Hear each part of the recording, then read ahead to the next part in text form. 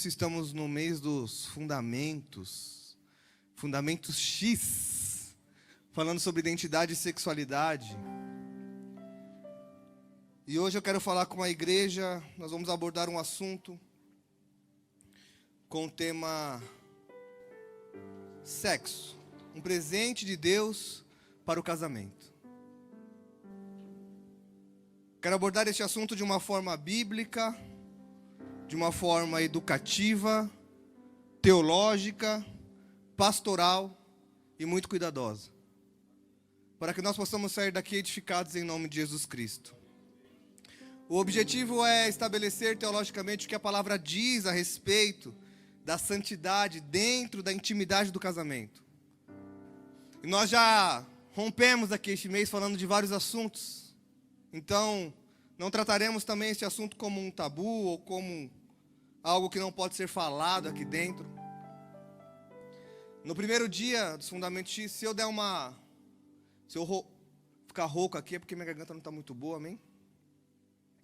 No primeiro dia, o pastor Samuel e a pastora Carol introduziram um pouco do assunto.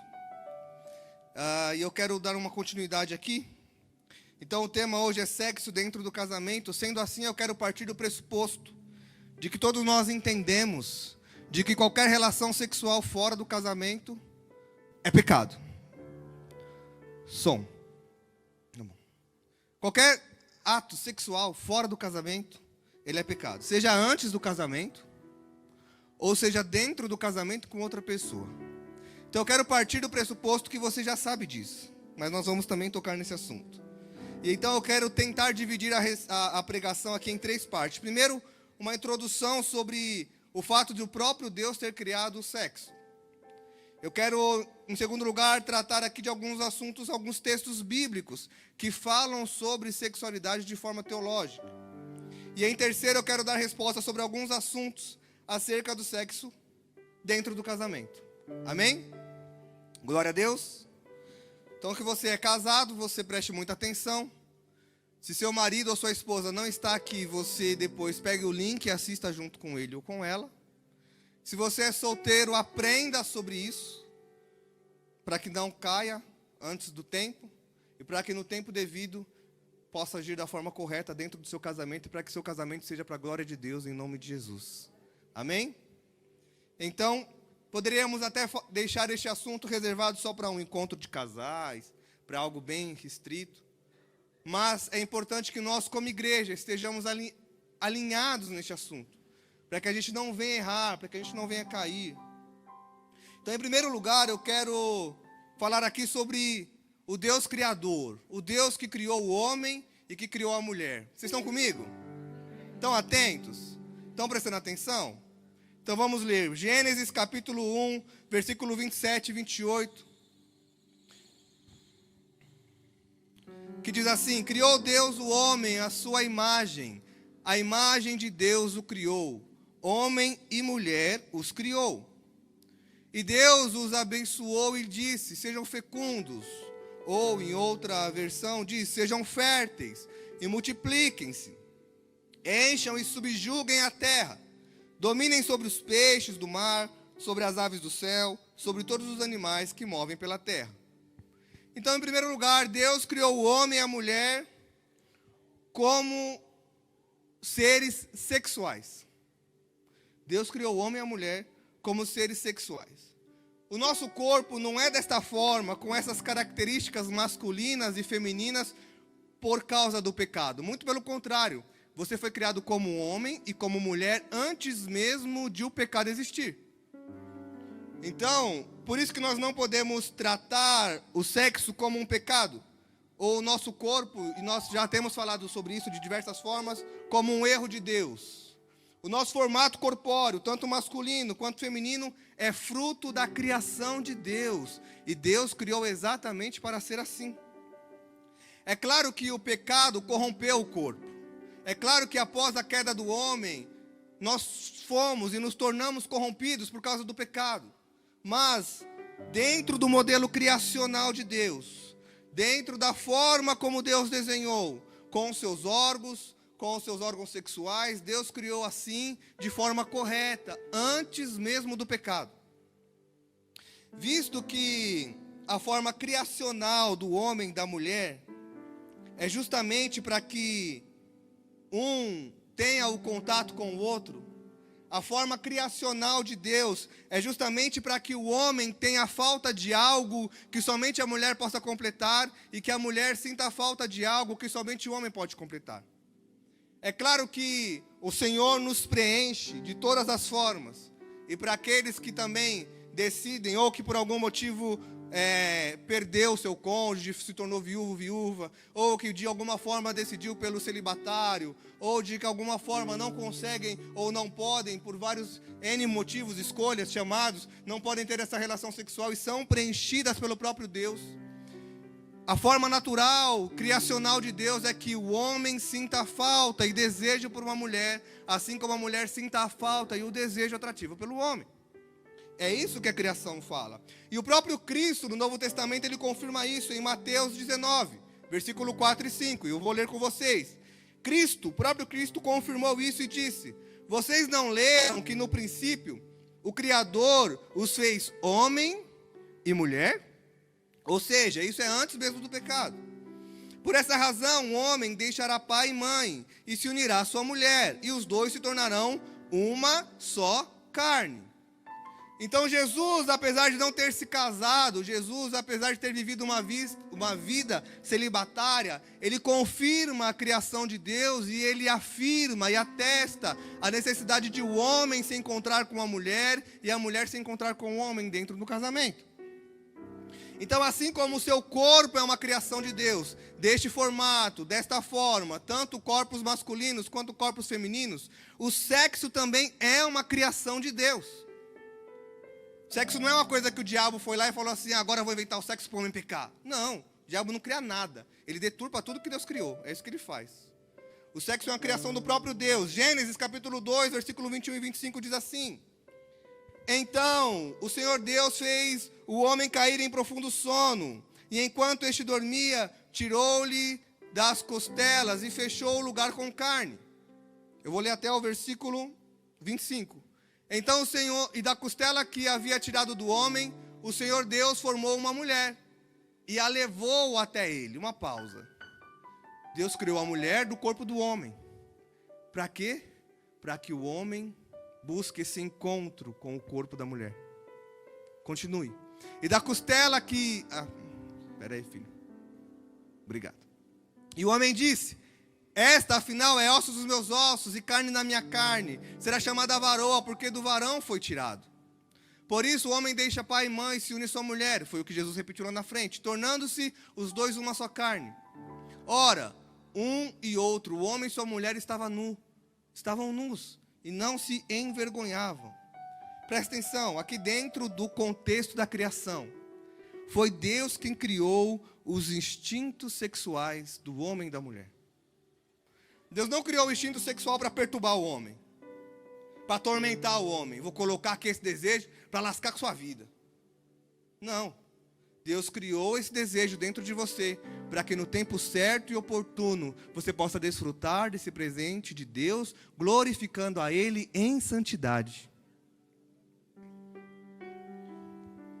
O homem estava se sentindo incompleto, olha só, mesmo no jardim do Éden, com tudo que tinha à disposição do homem, com frutas, com a presença de Deus, ainda assim, o homem sentia falta de algo. E quando Deus olhou, foi a única coisa que Deus olhou e falou: não é bom. O que Deus falou que não é bom? Que o homem esteja só. Como eu disse no começo, é claro que algumas pessoas vão viver uma vida assim, seja por celibatário, seja porque ficou viúvo ou viúva e optaram por não continuar uma vida de casal. E a minha oração é para que o Senhor te sustente neste momento, para que o Senhor te sustente em toda a sua jornada, em nome de Jesus Cristo. E aí Deus criou, e Ele intencionalmente incluiu a atração física entre homem e mulher. E olha só, na criação, homem e mulher viviam nus, só que com uma questão: eles não tinham vergonha. Por quê? Porque na criação ainda não havia o pecado. O homem pecou. E aí, de uma forma pecaminosa, corromperam-se os olhos do homem. Presta atenção, a gente tem muito tabu para falar sobre sexo, mas o sexo não é pecado. O pecado foi a desobediência. E a desobediência fez com que os olhos do homem fossem corrompidos para o sexo. É por isso que quando estamos distantes de Deus, essa é uma área em que o diabo atua, essa é uma área em que o diabo atenta. O diabo atenta muito nas janelas da alma, nos olhos do homem, nos ouvidos das mulheres, para que possa cair neste erro de sexo corrompido. Porém, dentro da palavra, do formato criacional, não é para o homem e para a mulher ter vergonha de si dentro do casamento. Não é para ter tabus. Nós vamos falar bastante sobre isso. Vou correr aqui. Então, visto que o pecado corrompeu o sexo, como que nós tratamos o sexo? Hoje, dentro da igreja. O pastor deu uma grande introdução aqui no primeiro dia com a pastora, mas é justamente pelo fato do sexo ter sido corrompido que nós tratamos ele sempre como pecado. É claro que estou partindo do pressuposto que você tem consciência de que sexo fora do casamento já é pecado. Sim, sexo fora do casamento é pecado. Não é casado, está pecando. Está fora do casamento, tem outra pessoa, está pecando do mesmo jeito. Mas antes do casamento, aliás, antes do pecado, a intenção de Deus é: tenha relação sexual, homem e mulher, para que vocês possam me glorificar. Amém? Estão comigo? Essa é uma introdução, tá? Estou introduzindo aqui a parte criacional de Deus e o desejo que o próprio Senhor colocou entre homem e mulher. Agora vamos falar de sexo no casamento. 1 Coríntios 7.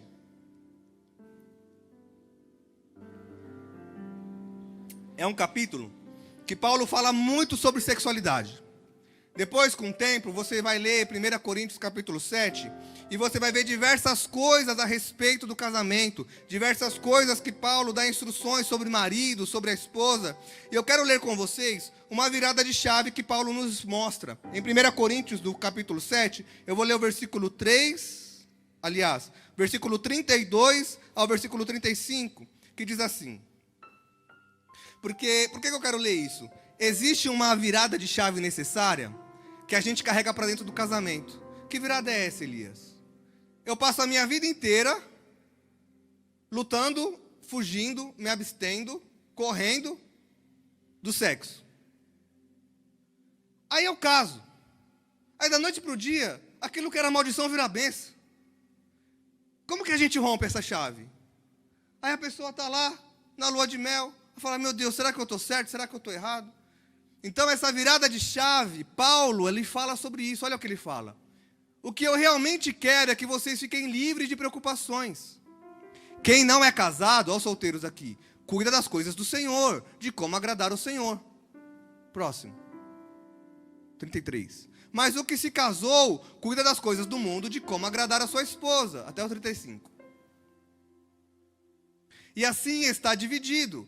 Também a mulher, tanto a viúva como a virgem, cuida das coisas do Senhor, para ser santo, assim no corpo como no espírito. Mas a mulher casada se preocupa com as coisas do mundo, de como agradar o seu marido. Digo isto para o próprio bem de vocês, não para impor limitações, mas tendo em vista o que é decente e para que vocês possam se consagrar ao Senhor sem distração alguma. Ou seja, o homem solteiro tem que cuidar das coisas do Senhor. E o homem casado também cuida das coisas do Senhor, porém com um adendo, com uma responsabilidade a mais, de cuidar da sua família. Qual que é o primeiro ministério do homem? A sua família, a sua casa. O seu primeiro ministério não é o altar. O seu primeiro ministério não é o louvor, não é portaria, não é diaconato, não é presbitério, não é pastorado, não. O seu primeiro ministério é sua esposa, são seus filhos. Então Paulo, ele dá essa virada de chave. Solteiro, cuida das coisas do Senhor, se guarde. Para quê? Para que quando você se casar, você desfrute daquilo que é presente de Deus para dentro do casamento. Então, dentro disso, dessa lista de 1 Coríntios capítulo 7, ele nos dá várias lições. Então ele começa falando também sobre o marido não viver separado sexualmente da sua esposa. Só limpar meu óculos aqui.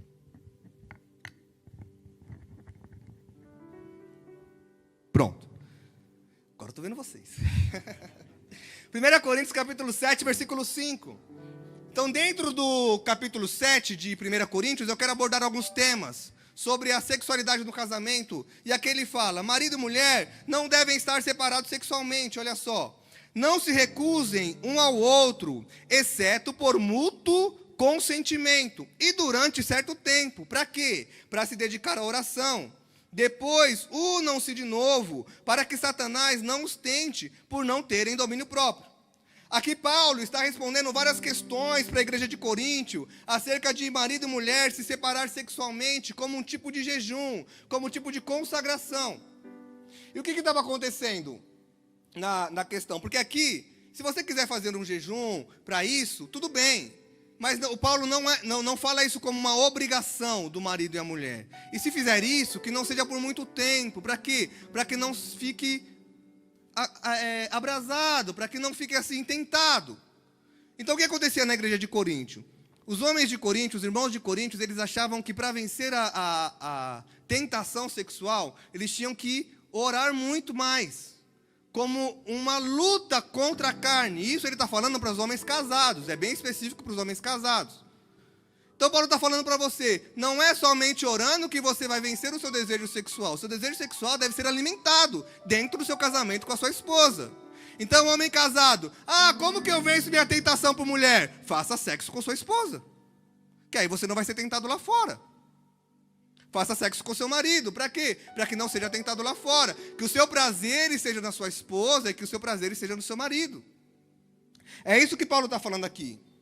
Então é importante que não haja essa separação carnal. E aqui eu quero dar alguma dica. Uma dica, por exemplo, do homem que briga com a esposa e vai dormir fora da cama. Não faça isso. Você está levando uma brecha para o seu casamento. Mulher, vai dormir na casa do cachorro hoje.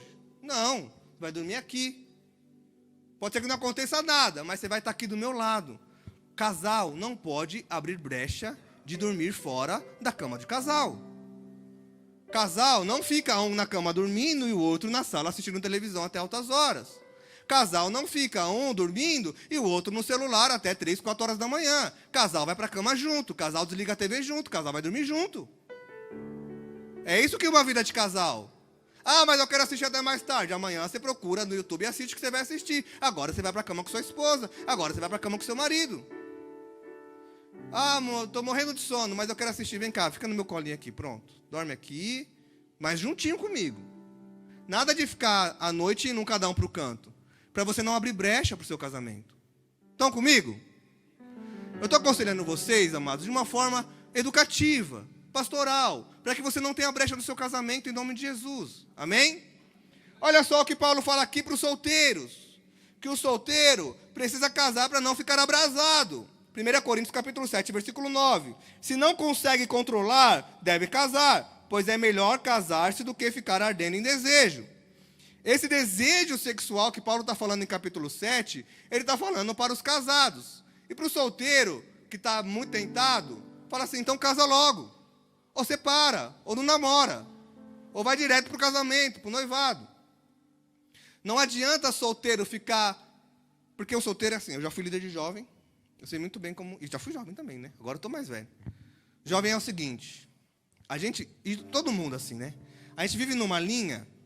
Sabe a linha amarela do metrô? Ela está aqui. Porque o jovem tem uma coisa assim, até onde é pecado? Aí fica bem em cima da linha amarela. Não estou pecando. Não estou pecando. Mas está se abrasando. Está se aquecendo. Está com mão onde não deve. Beijando de forma caliente. Namoro pentecostal, né? Que não é pentecostal, aquele que o fogo desce. É o fogo estranho. Obrigado, Tiago. É o fogo estranho. Né? O irmão não ora na igreja, mas dentro do namoro quer orar com imposição de mão. Não pode. Não pode. Fora do casamento, não pode. Então, fica na linha amarela. Tá rindo, né, Marquinhos? Tô falando sério aqui, filho. Sou seu pastor. Me escute.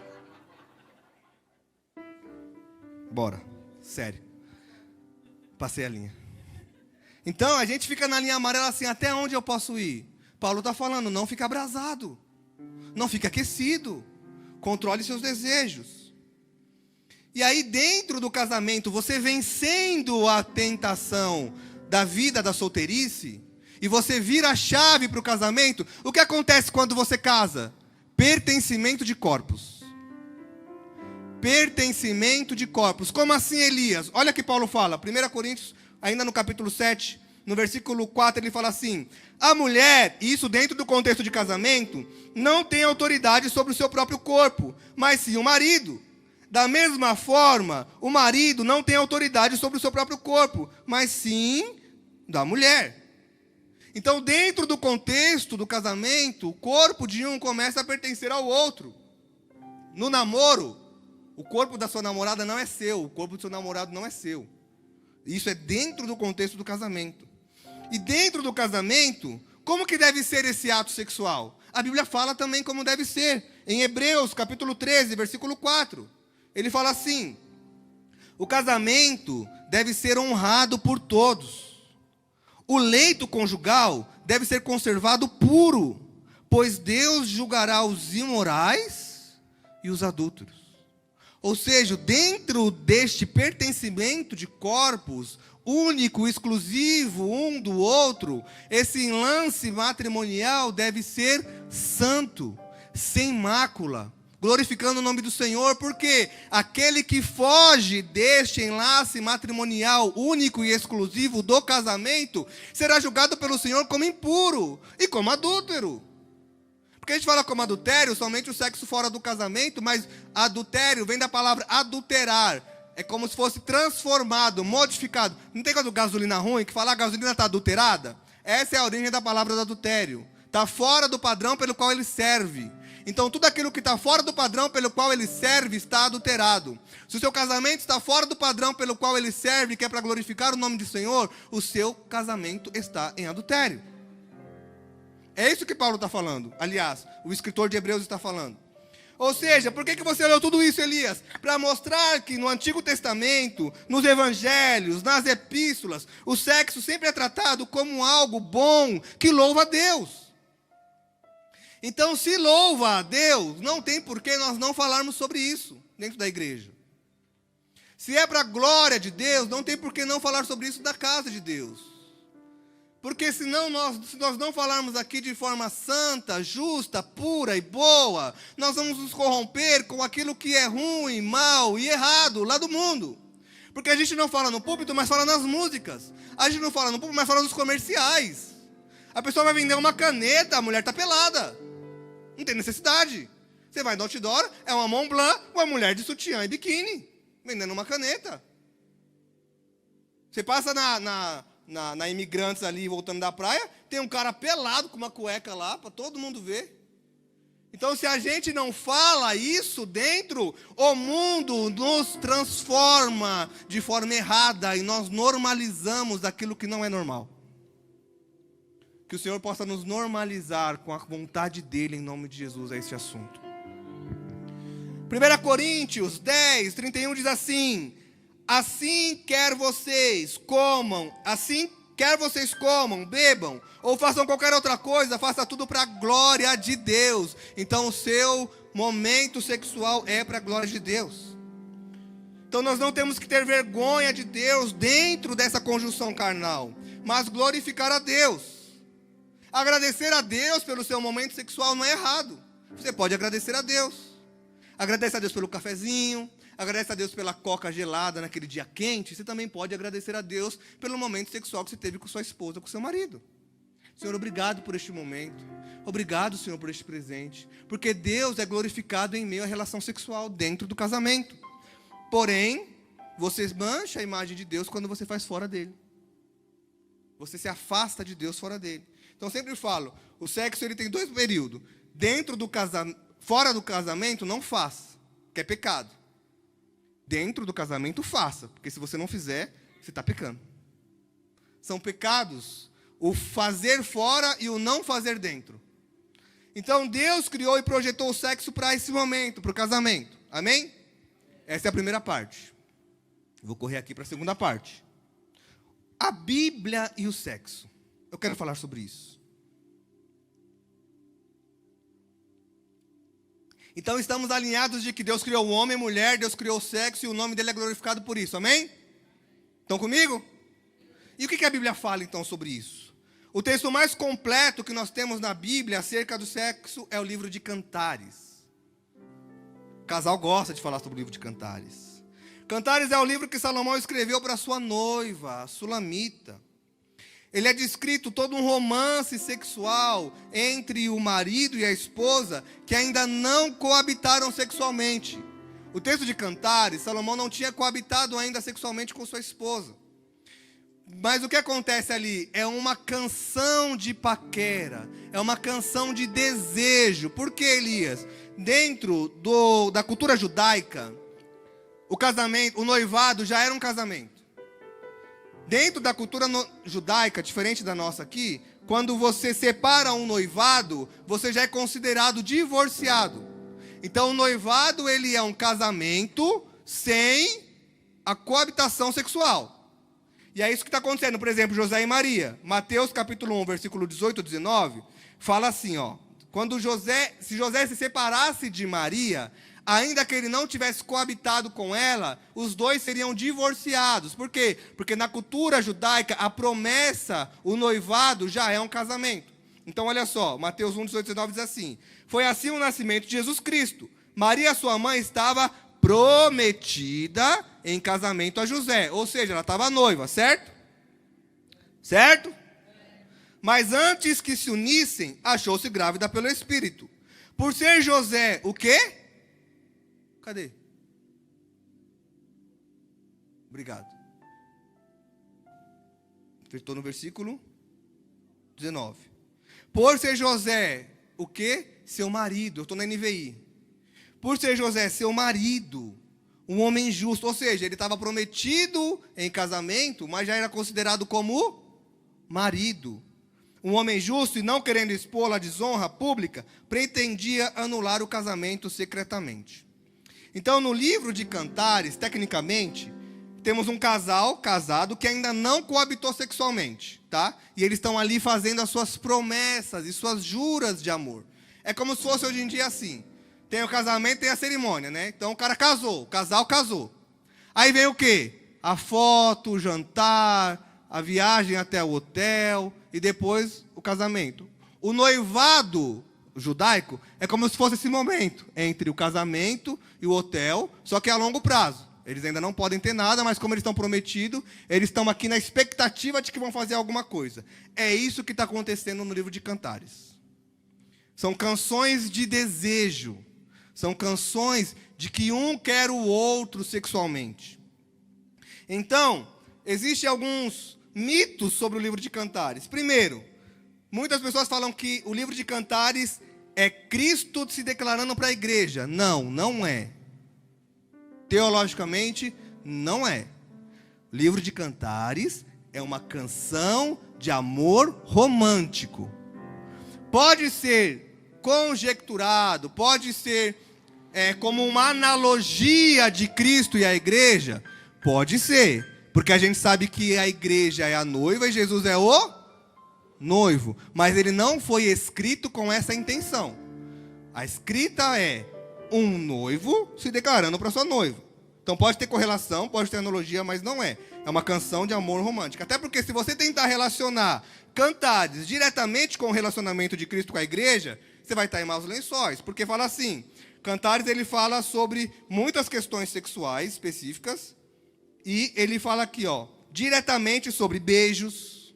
Fala sobre atos e posições sexuais específicas. E fala acerca de excitação do casal.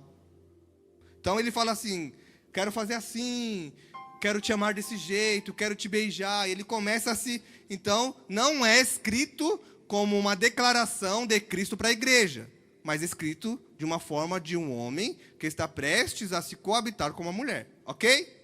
Entendidos? Então, alguns se escandalizam com o livro de Cantares. Deu até briga na hora de entender se colocava no cânon ou não. Que não é a junção do livro para escrever a Bíblia. Então, tinha a discussão, né? Cantares é um livro que suja as mãos? Por quê? Porque antigamente, quando alguém encostava no livro sagrado, antes de fazer qualquer coisa, tinha que lavar as mãos de novo. Então, falava assim, será que Cantares é um livro assim, que eu tenha que purificar antes e depois para poder tocar neste livro? E aí tem uma pessoa, um teólogo da época, eu não vou lembrar o nome dele, aliás, um dos pais da fé, que ele fala assim, os livros são santos, mas Cantares é um livro santíssimo. Os livros são santos. Ele fala, os livros da Bíblia são santos. E Cantares é um livro santíssimo. Por quê? Porque eleva o motivo pelo qual Deus criou o homem. Para popular a terra, para dar alegria. E aí, esse homem, eu vou trazer depois o nome dele, que eu acabei não anotando. Ele fala que o livro de Cantares é um livro santíssimo, porque ele demonstra o prazer do homem e da mulher entregues por Deus. Deus entregando um prazer para o homem e para a mulher. Então, é isso que fala sobre o livro de Cantares. Vamos lá. Deixa eu coisar aqui. E aí, dentro de Cantares, a gente tem até vergonha, né, de falar de casamento. Assim, no começo da pregação eu estava até mais assim, tenso, né? Agora eu estou conseguindo falar mais. Porque fica meio assim, né? Mas vamos lá, nós até temos vergonha. Só que Salomão, ele não teve vergonha, inclusive ele cantou para sua mulher sobre sexo. Ou seja, eles conversaram sobre sexo. E aqui traz um ponto para o casamento. Casais, vocês podem falar sobre sexo um com o outro. Guarde essa lição. Você pode falar sobre sexo com sua esposa. O esposo e a esposa podem falar acerca de suas vontades, acerca de seus desejos, do que gosta, do que não gosta, do que querem e do que não querem. Quanto mais liberdade nós temos para falar sobre sexualidade, mais nós naturalizamos a santidade sexual. Por que a gente tem um tabu? Porque a gente foi ensinado assim, culturalmente, né? Não pode falar de sexo, não pode. Mas quanto mais nós falamos sobre o sexo para a glória de Deus, mais nós naturalizamos a santidade que é o movimento sexual. Então, olha só. Alguns tabus dentro da falta de comunicação. É importante você falar com o seu marido, falar com a sua esposa sobre sexo. Porque alguns tabus surgem justamente pelo fato de a gente não se comunicar. Pelo fato de o casal não se declarar. Então, alguns tabus e traumas dentro do casamento acontecem justamente pela falta de comunicação. Então, às vezes, o marido não procura mais a esposa, ou a esposa não procura mais o marido, e não fala os motivos, não fala os porquês, não tem conversa aberta. Às vezes é uma baixa de libido, às vezes o homem precisa ir no médico, às vezes precisa tomar algum remédio, às vezes ele sai tomando algum remédio que está mexendo com a sua libido e não está fazendo com que ele deseje. Ou a mulher tem algum trauma, aconteceu alguma coisa e o momento sexual não tem sido prazeroso para ela, por N motivos. Como que resolve isso dentro do casamento? Conversando. Porque senão fica um monte de teorias dentro do casamento. Ah, meu marido não me procura, tá com outra, certeza, não me quer mais, eu tô feia, eu tô gorda, eu tô isso, tô aquilo. E aí começa a vir várias sensações de inferioridade no casamento. E aí começa a vir várias inseguranças dentro do casamento. E aí começa a vir elogios de fora. Começa a vir palavras de fora. Começa a vir conselhos de fora. Por isso é importante você cuidar das janelas da alma. Aquilo que você escuta, aquilo que você vê. Para que você não traga problemas dentro do casamento. Mas 80% dos problemas sexuais dentro do casamento podem ser resolvidos com diálogo. Às vezes você falando com sua esposa pode ir com você ao urologista. Vamos resolver esse problema. Mulher, você pode ir no ginecologista. Vamos resolver esse problema. Às vezes o seu problema tem solução. E aí o casal está vivendo esse atrito, mas nunca chega e fala, o nosso problema é porque nós não estamos tendo relação sexual. Como a gente pode resolver isso? E a mulher pode falar para o marido, marido, eu te desejo, eu quero, estou com vontade. Assim, igual a mulher, o marido pode falar para a mulher, mulher, eu te desejo, eu te quero, estou com vontade. Nós somos casados. Como que nós podemos resolver isso? Porque isso glorifica ao Senhor. Então, Cantares fala sobre o corpo do casal. O livro de Cantares fala constantemente, além dessa comunicação, fala sobre o corpo um do outro. O que eles entendem do corpo um do outro. Fala o que eles querem fazer um com o corpo do outro.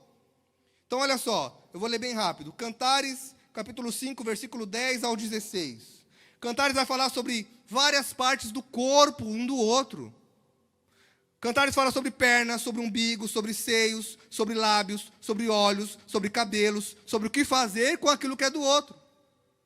E aí tem alguns termos assim, que a gente pode até estranhar, né? Porque chama de gazela, chama de um monte de coisa, mas é porque na época, no período, aquilo era a coisa mais linda que tinha.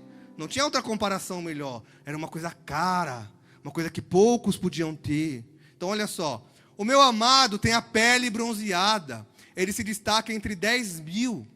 Sua cabeça é como ouro, o ouro mais puro. Seus cabelos ondulam ao vento como ramos de palmeira. São negros como corvo. Pode continuar, filho. Eu vou ler até o 16.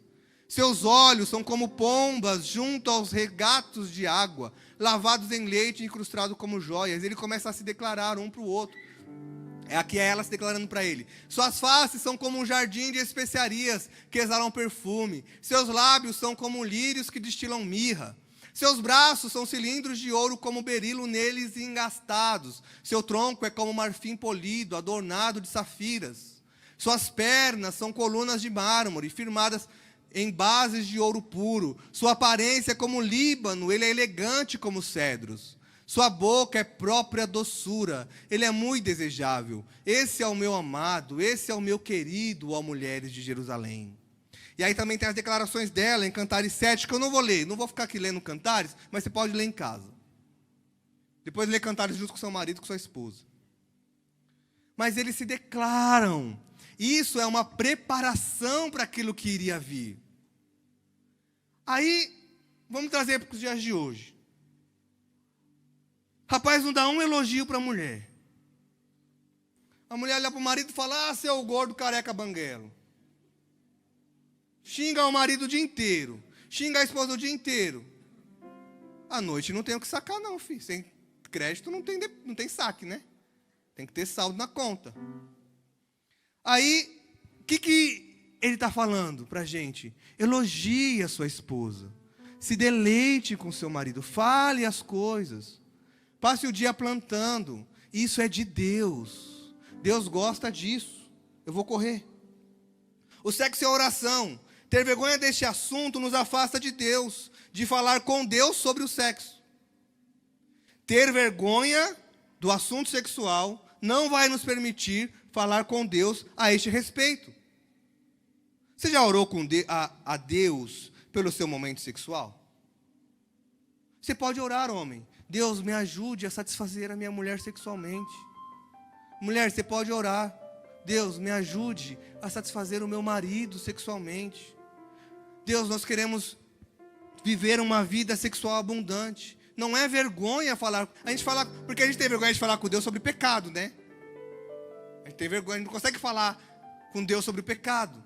Mas isso, dentro do casamento, é para a glória de Deus. Então você fala, Senhor, eu não estou conseguindo glorificar a Deus, eu não estou conseguindo te glorificar com isso. E eu quero te glorificar com isso. Me ajuda. Ajuda meu marido, ajuda minha esposa. Você pode orar a Deus a respeito da sua vida sexual. A gente é tão ligado a lutar contra os pecados sexuais da solteirice, que quando a gente casa, a gente projeta os mesmos sentimentos, né? De fuga, de repulsa. Então, dentro do casamento, a gente precisa virar essa chave. Amém? Vou correr aqui. A Bíblia e o sexo como diversão do casal. Sexo não é só para você procriar. Sexo não é só para você fazer filho. Sexo também é diversão para o casal. Antigamente falava, né, muito que o sexo era somente para a reprodução. Aquela coisa fria, sem sentimento. Mas a própria Bíblia nos mostra um patriarca. Um patriarca, ele mesmo. Tendo diversão com sua esposa. De quem que eu estou falando? Vamos ver. De Isaac. Gênesis capítulo 26, versículo 8. Ele fala assim, ó. Isaac estava em Gerar. Já fazia muito tempo. Certo dia, Abimeleque, rei dos filisteus, estava olhando do alto de uma janela, quando viu Isaac acariciando Rebeca, sua mulher. Tem algumas versões que diz assim, que ele estava brincando com sua mulher, na Almeida Revista e Corrigida. Eu estou lendo Gênesis 26, 8. Foi através dessas brincadeiras que Abimeleque falou assim, não, Isaac e Rebeca são casados. Ele não estava brincando de bolinha de gude. Não estava brincando de pipa, jogando peão. Eles estavam se acariciando, brincadeiras de casado. Então você pode se divertir com sua esposa, com questões sexuais também. Entende? Vocês estão me entendendo, né, gente? Não precisa ser mais explícito que isso, certo? Estão comigo? Então tá bom, pode brincar. Foi assim que Abimeleque descobriu que eles eram casados, eles estavam brincando, ou seja, eles estavam fazendo alguma brincadeira de cunho sexual. Né? Então, sua mulher passou, né, no corredor, aí você brinca com a sua esposa. Entendeu? Ó, eu fui o mais explícito que eu pude, até aqui. Chega. Provérbios, capítulo 5, versículo 18 e 19, diz assim: seja bendito a sua fonte, alegre-se com a esposa da sua juventude. Olha o que ele fala: gazela amorosa, corça graciosa, que os seios de sua esposa sempre o fartem de prazer, e sempre o embriaguem os carinhos dela. Aqui ele está falando sobre você usar o corpo da sua mulher ou do seu marido para felicidade. Não está falando somente de sexo como reprodução. Até porque seio não reproduz, né, gente? Até então, o seio não é usado para reprodução. Ele está falando dos seios dela. Então ele está acariciando. Nós falamos desde o começo do mês que a gente ia falar tudo, tá? Então para de fechar a cara. Ai, que... Oxi. Não, gente. Estou falando sério. Estou falando do seu bem. Estou falando para o bem do seu casamento. Entendeu? Então vamos lá. Então ele está falando aqui que o sexo pode ser prazeroso, pode ser alegre. Gente, antigamente, anos atrás, o sexo era condenado tão sujo dentro do casamento que o homem e a mulher eram cobertos de lençol rasgado, com rasgo na parte da genitália masculina e feminina, para poder ter relação sem um poder ver o corpo do outro. Era ter a relação e virar para o lado, só para ter filho. A Bíblia nos ensina, tem alegria neste momento. Brinca, sorria, seja feliz.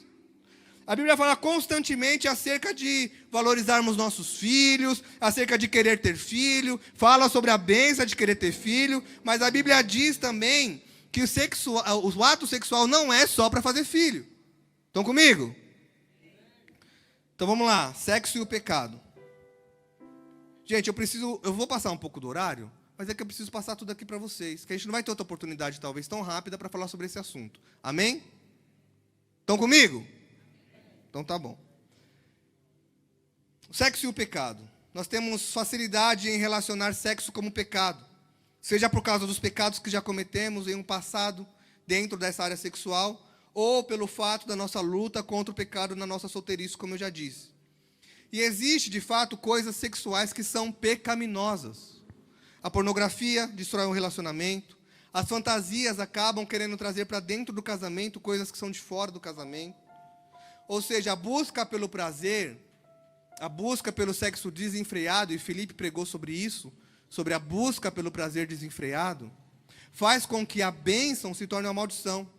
Não é porque o sexo é bom, puro, santo e justo, que ele não pode ser corrompido. Deus criou o sexo? Criou. Mas é exatamente neste lugar que o diabo quer que você se corrompa. Então o sexo é santo e ele deve ser praticado de forma santa. Amém?